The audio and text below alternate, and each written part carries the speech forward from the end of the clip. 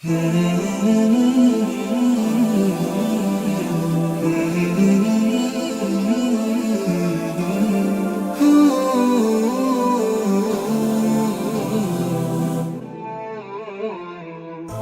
يجدد في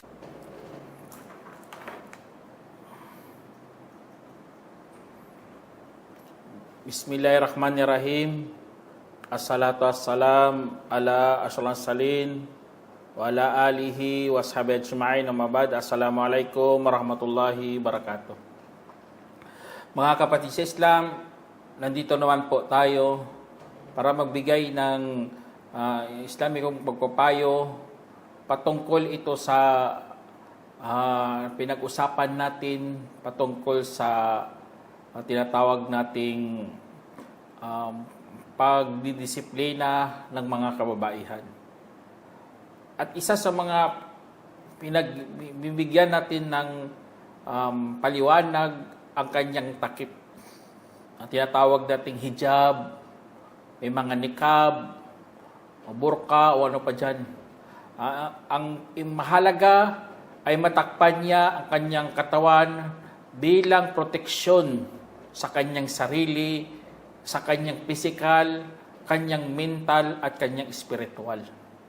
Lahat po yan, mga kapatid, ay isinaalang-alang ng Islam. Kasi nga, pasok ito sa pagdidisiplina. Kaya mayroong isang hadith si Prophet Muhammad SAW na nabanggit niya na ayon kay Sa'ib na alipin ni Salama na may mga kababaihan mula sa mga taga-Syria na pumasok kay Salama radhiyallahu anha at saka kanyang itinanong sila, taga saan po kayo? Sinabi nila, kami po ay mga taga Homs.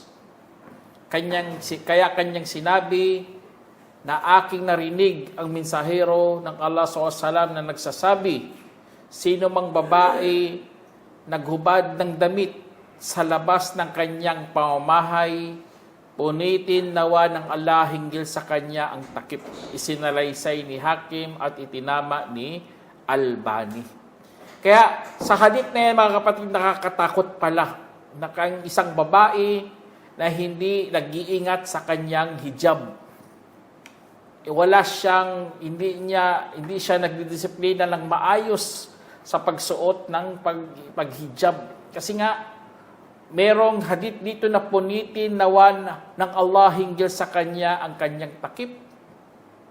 Alam naman natin, ang takip natin, napaka-importante yan sa ating pananampalatayang Islam. Ang takip na kung saan tinatakpan ang iyong aura. Kaya huwag nating gayahin ang mga ibang mga babae. Dapat alalahanin ng mga babaeng Muslim ang araw ng paghukom. Kaya kapag inaalala ng babae ang araw ng paghukom, ay dinidisiplina niya lalo ang kanyang sarili. Ayaw niya mapunta sa kapahamakan dito sa mundo nga, daming mga rapist. Kasi nga, pinupukaw ng mga kababaihan ang pagnanasa ng mga lalaki. Minsan, ikaw rin ang may dahilan bakit nagiging rapist yan na hindi mo lang namamalayan. Pinukaw mo ang kanyang init ng kanyang pagnanasa. Kaya tuloy, pinagdanasahan ka na lalo. Kaya sa Islam, mga kapatid, disiplinahin talaga ng mga kababaihan ang kanilang mga pananamit. Pananamit na kung saan hindi ito magiging mapang-akit sa mga mata ng mga kalalakihan. Dapat ipairal ng mga kababaihan ang kanilang hiya kay Allah subhanahu wa ta'ala. Kasi nga, kapag ikaw merong ganito, mga kapatid, Allahu Akbar, napakatinding pag-uugali yan ang mayroong kang hiya. At alam naman natin ang hiya ay kabilang sa pananampalataya. Tignan nyo, pagmasdan nyo, mga kapatid, ang mga walang hiya. Lalabas sila, nakabiting suit, tupis na lang, pinapalabas na nila ang kanilang mga katawan. Subhanallah. Ang iba nga nakakatawa nga kasi nga kahit di mga sexy, mga matataba, nagsisilabasan. Kahit ano na lang nangyari sa lipunan na walan po ng hiya. Kaya sa atin mga kapatid, ang isang babae ay dapat idisiplina niya talagang sarili niya na mayroon siyang hiya kay Allah subhanahu wa ta'ala. Kaya nagsusuot talaga ng hijab. At alam naman natin, ang pagkahiya ay magiging proteksyon mo po yan sa pangalunya.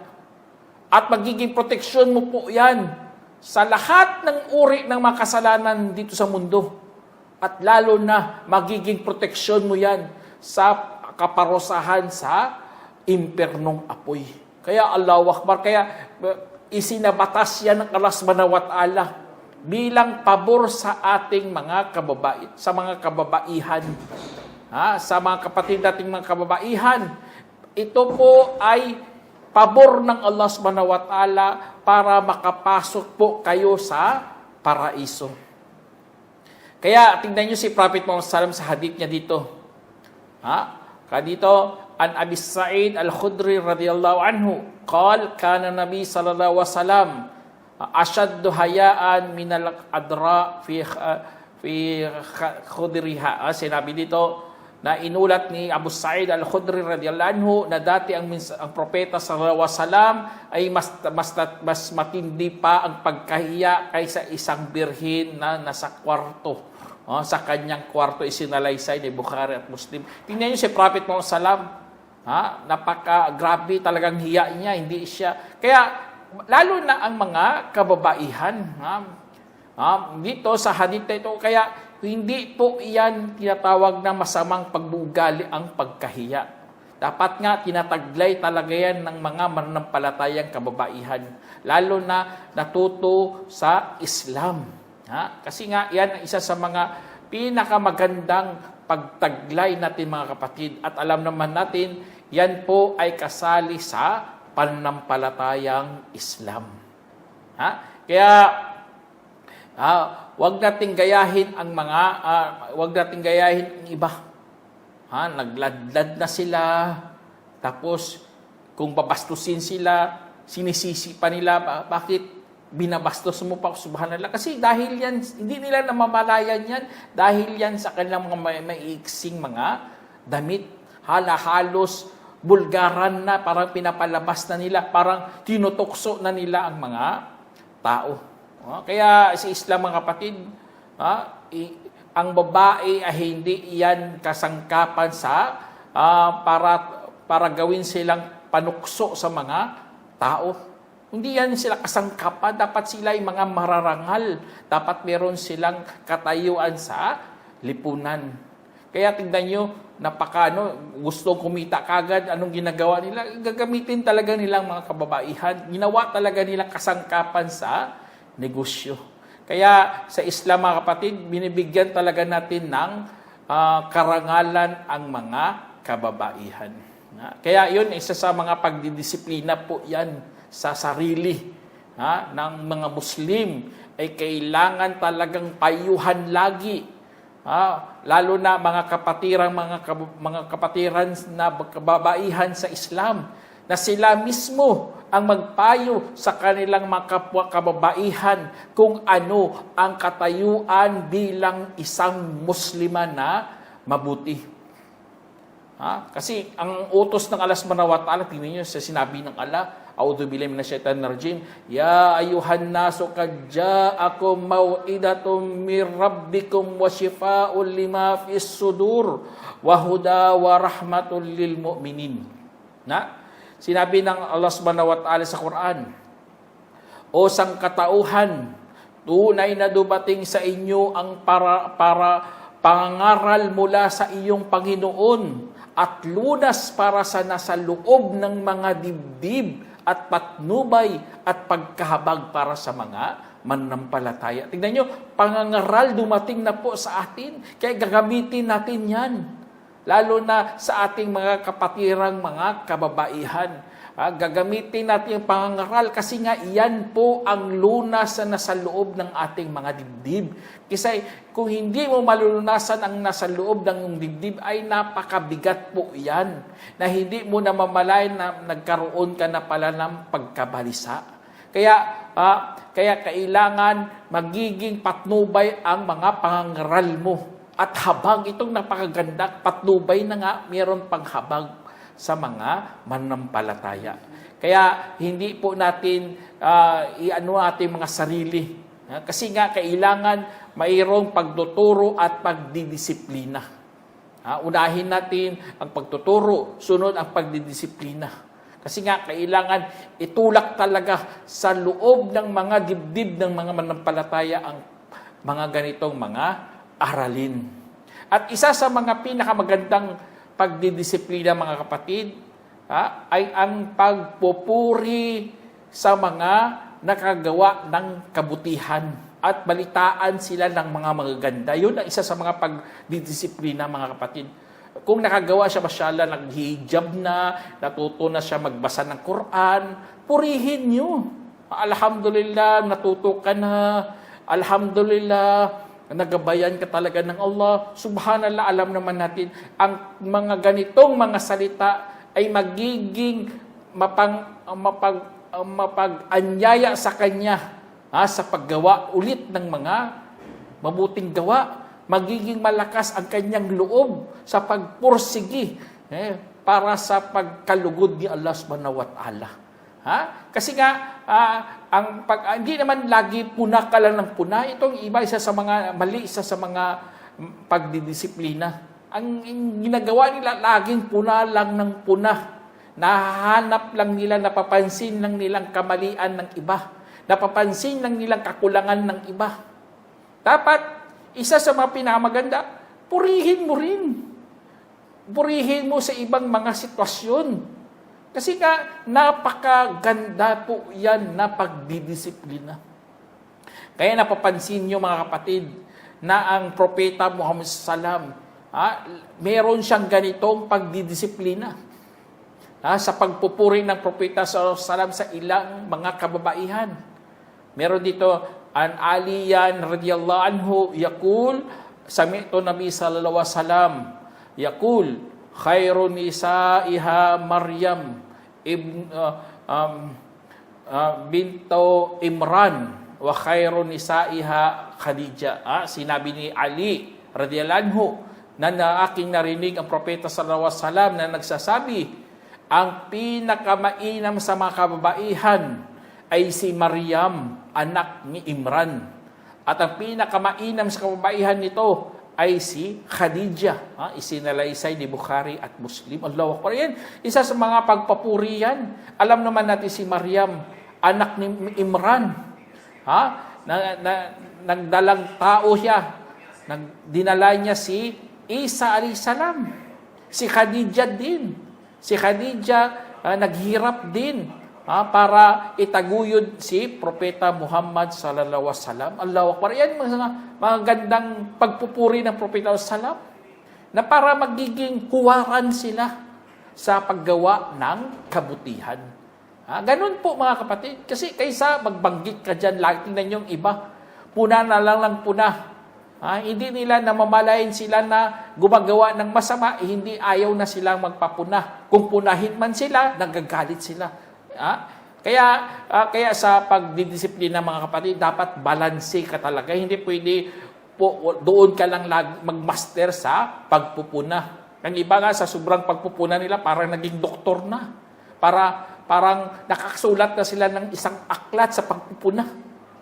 Kaya alhamdulillah sa Islam, napaka-balanse lang.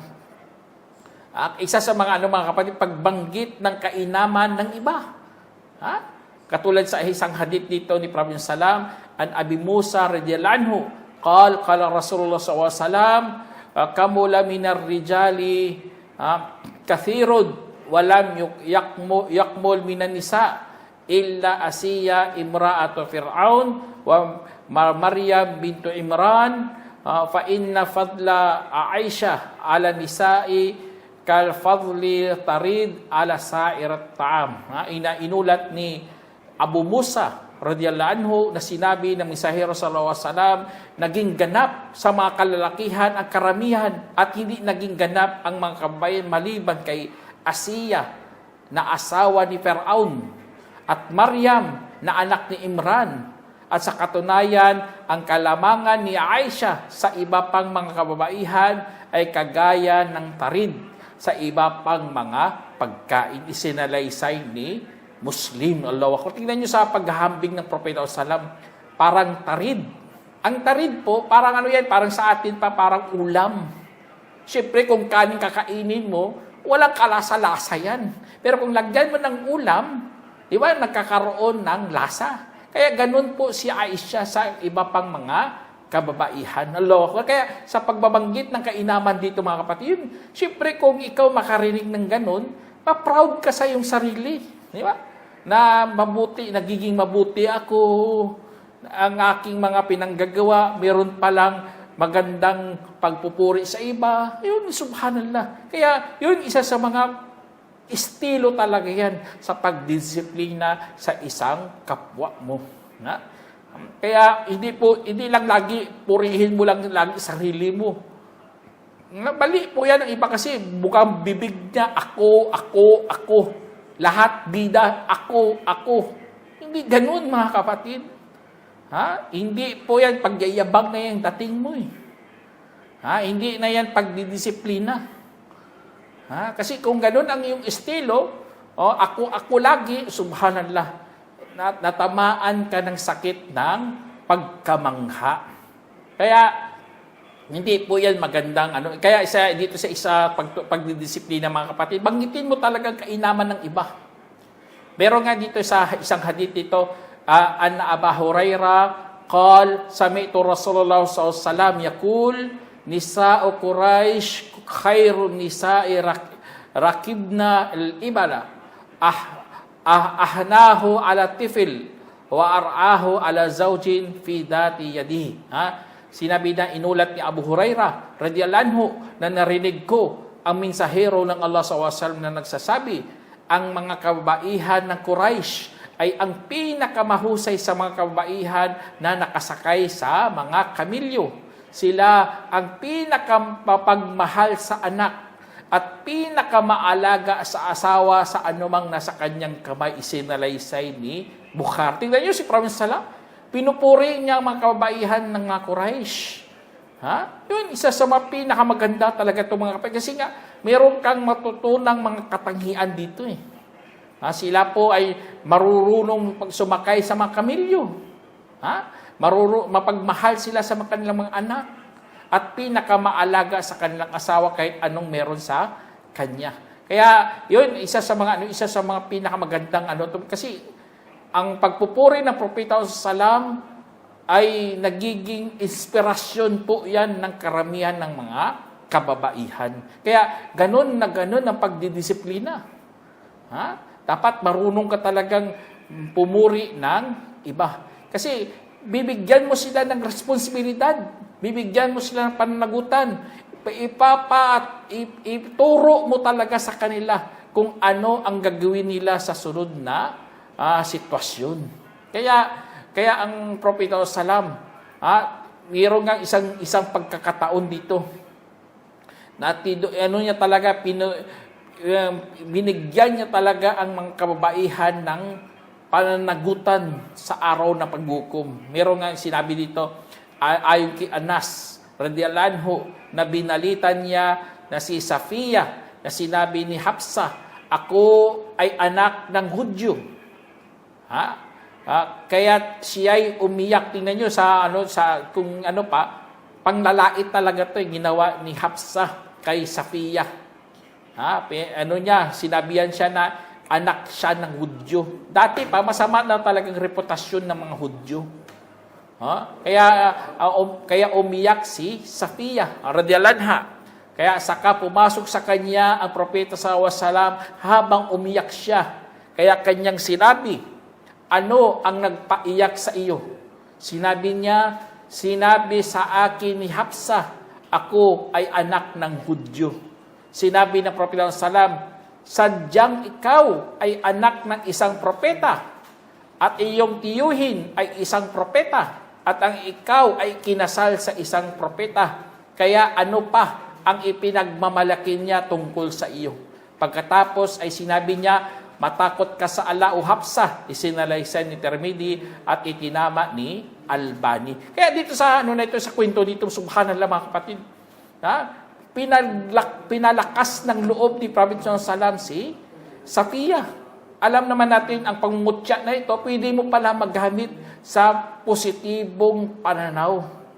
Kahit Hudyo si Safiya, pero ang kanyang mga ninuno ay mga propeta, katulad ni Musa, ang kanyang angkil si Harun, ang kanyang naasawa, propeta din si Prophet Muhammad sallam. Allahu Akbar. Kaya ayun ang isa sa mga pinagmamalaki talaga ni Safiya. Ayun ang mga ganun ang pagdidisiplina mga kapatid. Bigyan mo rin siya ng encouragement. Turuan mo siya ng mga bagay kahit napaka-negatibo sa iba, gawin mo magiging positibo para lumakas tuloy ang kanyang loob sa pagharap ng ibang mga problema sa buhay. Kasi kailangan, kahit anong problema na dumarating sa atin, kailangan harapin talaga to. Kaya kung wala kang ganitong pagdidisiplina sa sarili mo, lalo na sa mga kababaihan, ay iiyak na lang, tutulo na lang ang iyong mga luha. Kaya yan, isa sa mga gawain to, kasi kailangan ang babae sa Islam ay mayroong ambag sa pangkalahatang kapakanan ng mga kamusliman. Itong natin kailangan meron silang malinaw na responsibilidad at pakikilahok, abot ng kanilang makakayanan. Kung sila mahihina, iyak lang ng iyak, subhanallah, ano na lang mangyari sa kanila? Ano na lang mangyari sa mga kamusliman? Paano na lang mangyari sa mga kanilang mga pamilya? Kaya sa pagdidisiplina mga kapatid, ibig sabihin pala dito, para palakasin pala ang kanilang loob. Para sila na mismo ang tumayo sa kanilang sariling mga paa sa pagharap ng problema. Kaya ang propeta sallam, maano talaga siya, inuutusan niya rin ang ibang mga kabaihan. Kasi gusto niya merong ambag sa lipunan ang mga kapatid nating mga kababaihan. Meron nga dito na inulat ni Sahal na sinabi niya, ang mensahero sallallahu alaihi wasallam ay nagdala ng mensahe sa isang babae na nagsasabi, utusan mo ang iyong aliping karpentero na gagawa siya sa akin ng minbar na uupuan ko, isinalaysay ni Bukhari. Tingnan nyo, inutusan ng Prophet sallallahu ang babae dito kasi babae na ito, meron siyang karpentero na alipin. Kaya kailangan meron kang ambag kahit babae ka pa.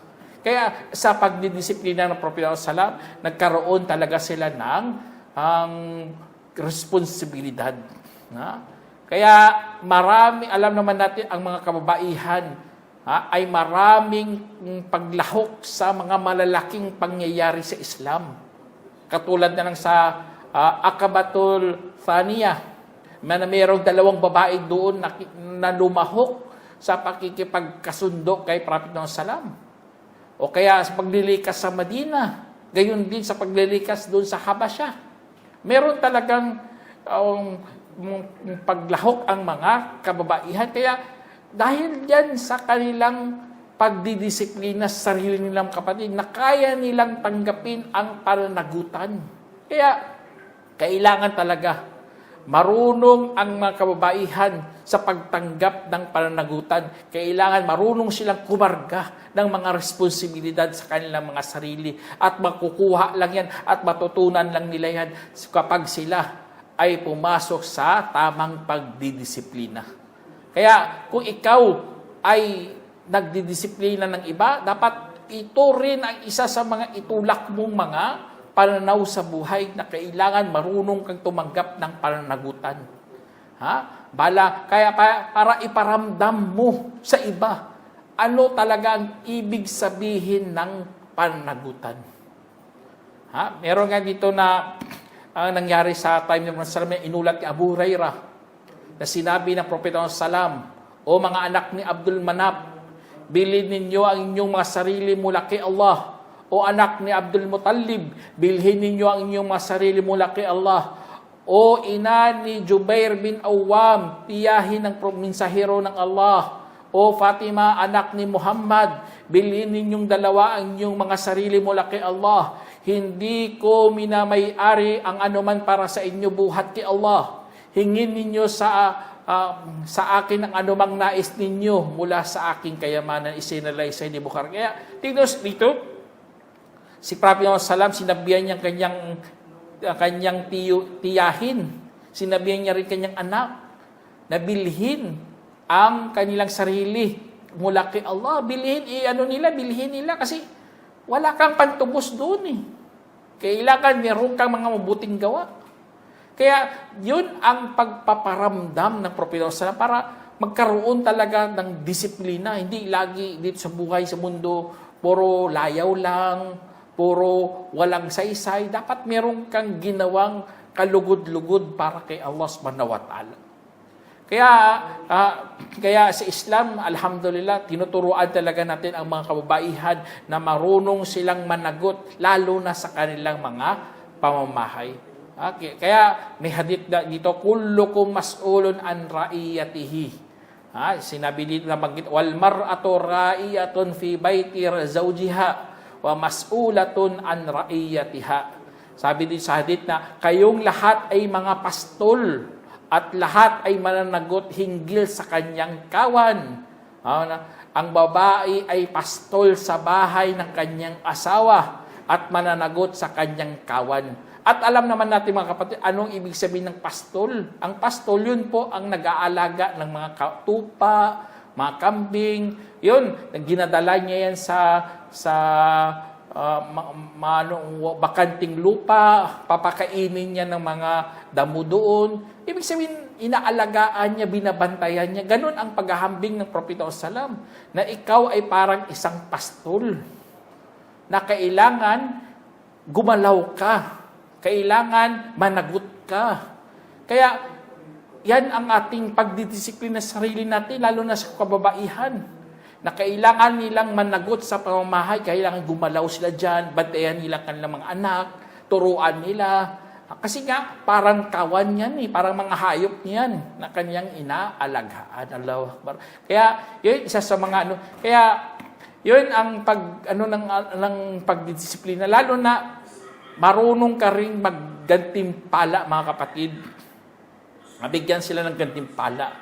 At isa sa mga pinakamagandang mga kapatid, hindi lang lahat papuri ang tinuturo sa pagdidisiplina. Hindi lahat pagbibigay ng gantimpala. Pagkus, meron ding pagpaparusa kung sila'y sumubra. Allahu Akbar. Kaya, tingnan nyo, meron ding pagpaparusa. Basta meron siyang hangganan lang. Meron sinabi si Allah subhanahu wa ta'ala sa banal na Quran, sabi niya, ar-rijalu qawwamuna 'ala an-nisa'i bima faddala Allahu ba'dahum 'ala ba'd wa bima anfaqu min amwalihim fas-salihatu qanitatun hafidatun lil ghaibi bima hafidahullah wallati takhafuna nushuzahunna fa'iduhunna wahjuruhunna fil madaji wadribuhunna wa in ata'nakum fala tabghu 'alayhinna sabila innallaha kana 'aliyan kabira. Sinabi ng Allah, ang mga lalaki ay mga tagapagtaguyod ng mga kababaihan sa anumang ipinagkaloob ng Allah sa bawat isa, sa anumang inagugol nila sa kanilang mga kayamanan. Kaya't ang mga matuwid na kababaihan, mga masunurin at mapag-ingat sa kawalan ng asawa kung ano ang iniingatan ng Allah. Tapos sabi niya dito, ang iyaong kinakatakutan ninyo dahil sa kanilang katigasan, kung gayon ay payuhan ninyo sila at iwanan sa mga kama at hampasin. At saka kung sumunod sila sa inyo ay huwag na kayong hanap ng anumang paraan maliban laban sa kanatunay na si Allah ang naging kataas-taasan na dakila. Kaya dito sa sinabi ng Allah subhanahu wa ta'ala, mga kapatid, iyan isa sa mga turo ng Allah mismo. Ito ay napakagandang pagdidisiplina. Una, payuhan. Kung hindi susunod, iwanan sa kama. Kung hindi, hampasin. Ang paghahampas, mga kapatid, yung sa totoo lang, hapag na nga to ng Allah kasi ang utos sa atin, utos sa mga kalalakihan, hampasin na hindi malala. Yun, napakalinaw yan sa hadith. Hampasin sila na hindi malala. Kasi kung sumobra ka naman sa pagdidisiplina, ay talagang lumabag ka sa batas ng Islam. Ang paghampas doon, syempre patulad din yan paghampas sa mga anak. Na hindi, ang paghampas hindi para sa pagmaltrato. Hindi pagmaltrato, ang doon, paghampas na yon na may halong pagmamahal at pagdidisiplina. Allahu Akbar. Kaya napakaganda ng katuruan ng Islam. Kasi alam naman natin bilang mga magulang, kapag nagkamali ang iyong anak, tapos hindi mo sila dinidisiplina, kawalan din yan para sa iyo. Kasi lalakihan sila na walang galang. Kaya kung itinanim mo sa kanila ang tamang asal gamit sa tamang pagdidisiplina, mga kapatid, Allahu Akbar. Kaya ganun din sa asawa. Mga ibang lalaki, meron silang, siyempre, dinidisiplina nila kanilang mga asawa. Basta, huwag lang sumubra, huwag malala kung sa ano pa, gayro mo, barre ko sa hadith pa, na hindi malala. Ang iba kasi, tingnan nyo sa balita, halos sa mga Christian ganun ginagawa na, binubugbog nilang asawa nila, tinatadyakan, tapos ano pang pagpapahiya ang ginagawa nila sa mga kabaihan. Kaya, alhamdulillah sa Islam, tinuturuan talaga, mayroong tamang paraan, ang katuruan ng Islam. Inshallah, sana meron kayong napulutang aral, mga kapatid. Hanggang dito na lang. Assalamualaikum warahmatullahi wabarakatuh. جمعية الدعوة نور، الدعوة للجميع.